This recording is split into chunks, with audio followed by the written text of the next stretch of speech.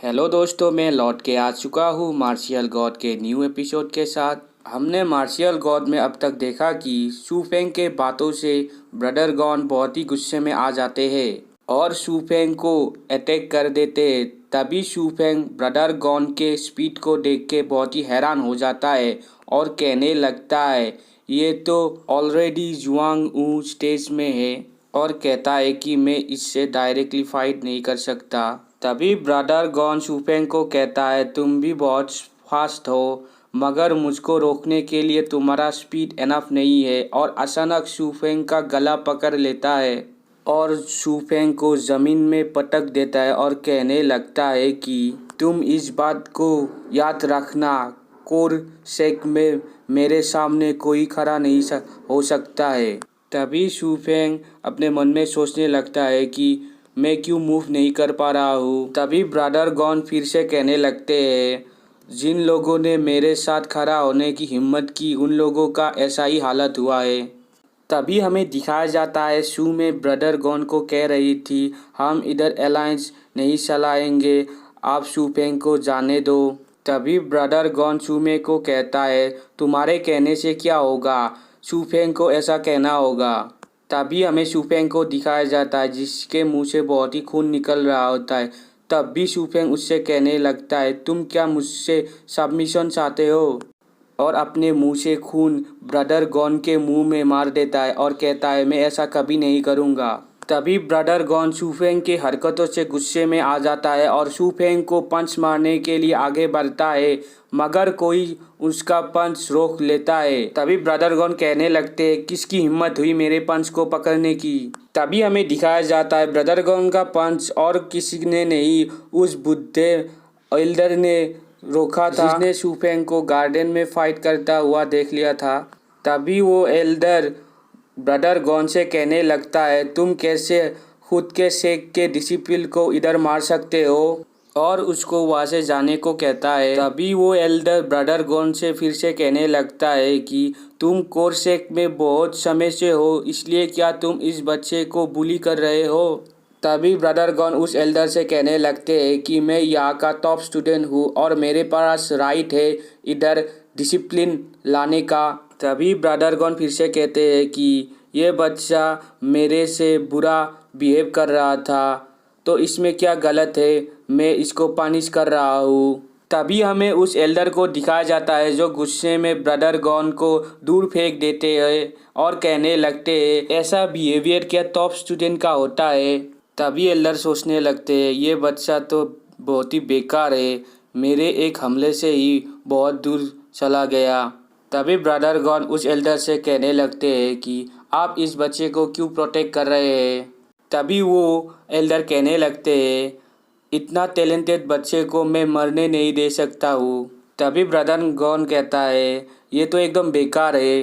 तभी Elder brother gone से कहता है कि वो बच्चा इसलिए हारा कि तुम बहुत समय से कल्टीवेशन कर रहे हो। तभी ब्रदर गॉन बहुत ही गुस्से में आ जाते हैं और एल्डर को कहने लगते हैं आपका मतलब ये है क्या मैं इसलिए जीता क्योंकि उससे ज़्यादा समय से मैं यहाँ पर हूँ। तभी एल्डर कहता है तुमको जो सोचना है सोच लो। तभी ब्रदर गॉन कहने लगते हैं कि मैं उसको 10 साल की समय देता हूँ, अगर वो इस समय में मुझे हरा नहीं पाया तो तुम सारे लोगों को मेरे सामने झुकना पड़ेगा। तभी हमको शूफेंग को दिखाया जाता है जो कहने लगता है कि 10 ईयर बहुत बड़ा समय है, मुझको तो एक ही साल काफ़ी है, और कहने लगता है 1 साल बाद मैं तुमको मार डालूँगा। तभी ब्रदर गॉन शूफेंग के बात सुन के शूफेंग को कहने लगता है तुम क्या जोक कर रहे हो। तभी ब्रदर गॉन हंस हंस के कहने लगते हैं ठीक है मैं तुम्हारा चैलेंज एक्सेप्ट करता हूँ, और कहने लगते हैं कि तुम अगर मेरे 3 हमले को संभाल लोगे तो मैं अपना हार मान लूँगा, और वहाँ से जाने लगता है। मगर ब्रदर गॉन जाते जाते हुए शूफेंग को कहने लगता है कि 1 साल बाद मैं तुमको मार डालूँगा। तभी एल्डर शूफेंग को कहते हैं कि 1 साल बाद क्या तुम कर पाओगे। तभी शूफेंग हंस हंस के कहता है इसके बारे में मैंने अब तक नहीं सोचा। एल्डर शूफेंग की बात सुन के बहुत ही हैरान हो जाते हैं और वहाँ से जाने लगते हैं।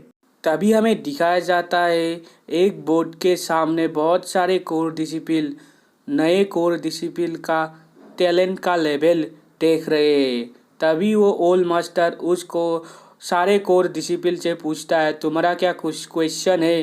तभी एक डिसिप्लिन कहने लगता है वो कौन है जिसका टैलेंट लेवल अननोन है। तभी वो एल्डर कहता है कि वो बच्चे ने वो पिरामिड को एक्टिव कर नहीं पाया था, इसलिए उसका टैलेंट अननोन है। इन बात को सुन के बहुत सारे कोर डिसिबल हंसने लगते हैं और उनमें से एक कहने लगता है वो ज़रूर एक कूड़ा होगा। तभी उनमें से और एक कहता है कैसा लगता होगा कोई टैलेंट नहीं होना। इसी तरह सारे कोर डिसिबल शूफेंग की मजाक उड़ाने लगते हैं। तभी हमें शूफेंग और शूमे को दिखाया जाता है।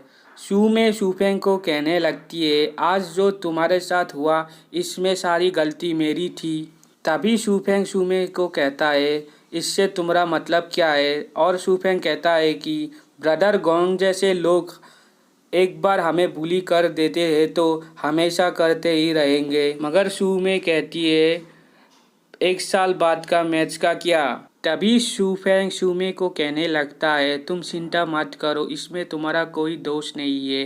तभी शूमे कहने लगती है ब्रदर गॉन तो अभी जुआनू स्टेज में है, उनको हराना बहुत ही इम्पॉसिबल है। तभी शूफेंग शूमे से फिर से कहता है तुम चिंता मत करो। तभी शूमे रोने लगती है।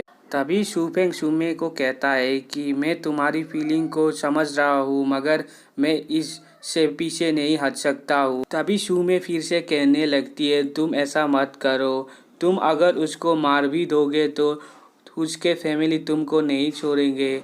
तुम मेरे फैमिली को ज्वाइन कर लो, मेरा फैमिली तुमको प्रोटेक्ट करेगा। तभी शूफेंग शूमे को कहने लगता है ये तो सुनने में बहुत ही अच्छा है मगर तुम्हारे फैमिली को ज्वाइन करने के लिए मुझको एक अच्छा रीज़न चाहिए होगा, जैसा कि मैं तुम्हारा फैमिली का सन इन लॉ बन जाओ। तभी शूमे अपना मुंह फेर लेती है और कहती है मैं सीरियस बात कर रही हूँ, तुम जोक क्यों कर रहे हो। तभी शूफेंग शूमे से कहने लगता है कि मैं जानता हूँ तुम मेरे सेफ्टी के बारे में सोच रही हो मगर मैं उन जैसे लोगों से कभी डरता नहीं हूँ और मैं उसको प्रॉमिस कर चुका हूँ एक फ़ाइट के लिए। तभी शूफेंग फिर से कहने लगता है मैं कभी नहीं डरता मरने से मगर मैं डरता हूँ डरपोक जैसे जिंदा रहने से। और मैं सारे वर्ल्ड को बताना चाहता हूँ जो मुझको बुली करेगा उसका हाल मैं बुरा कर दूंगा। तभी शूफेंग शूमे को कहने लगता है मैं चाहता हूँ तुम इन बातों से दूर रहो। तभी शूमे शूफेंग को कहने लगती है तुम ऐसा क्यों कह रहे हो, मेरी वजह से ही ये सब कुछ हुआ है, मैं कैसे तुमको मुसीबत में अकेला छोड़ दूँ। शूमे फिर से कहती है ब्रदर गॉन कोर सेक में बहुत ही पावरफुल है। तभी शूफेंग कहता है मैं इन चीज़ों से घबराता नहीं हूँ। तभी शूफेंग फिर से कहने लगता है इन बातों को छोड़ो, हम मार्शियल स्किल बिल्डिंग में जाते हैं न्यू टेक्निक को ढूंढने के लिए। तभी शूमे शूफेंग को कहती है कि ठीक है, मैं भी सोच रही थी 5 पार्ट टेक्निक को सीखने के लिए। तभी हमें नेक्स्ट सीन में दिखाया जाता है शूफेंग और शूमे मार्शियल स्किल बिल्डिंग में पहुंच चुके हैं और अपने लिए टेक्निक खोज रहे हैं।